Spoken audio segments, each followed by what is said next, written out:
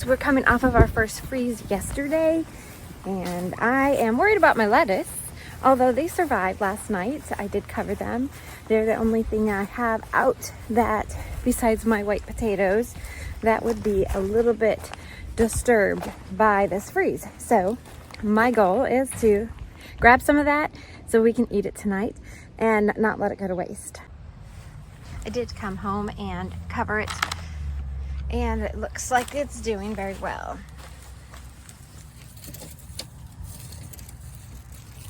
You can see the red romaine. It looks like it's still happy. Let me take my little net. This is my net I'm using in order to keep my cats out of the bed, as well as you can use it in the spring to keep moths out. So I'm gonna go ahead, do some harvesting of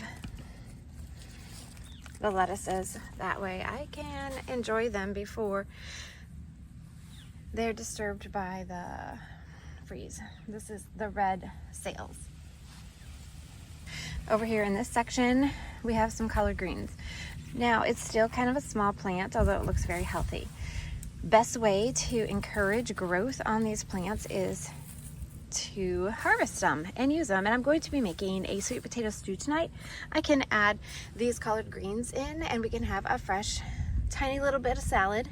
But the best way to encourage your salad and your lettuce and all of your greenery to grow and bunch out is to go ahead and harvest them. Let's do that. I brought out a little bucket and some small shears and my little puppy. The best way to harvest is from the outside. So let's get in close. You're going to take the outside leaves, leaving the rest, and it should bunch up. I'll show you some other plants that I did this to. Look over here.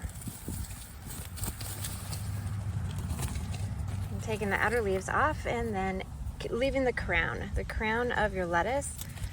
Your lettuce is right here. You want to leave that intact. You can take the outer leaves all the way around, and it will stimulate this plant to grow and to give more leaves. So I'm going to do that all the way around with my collard greens and my lettuce. You can eat your collard greens cold as well. So let's harvest.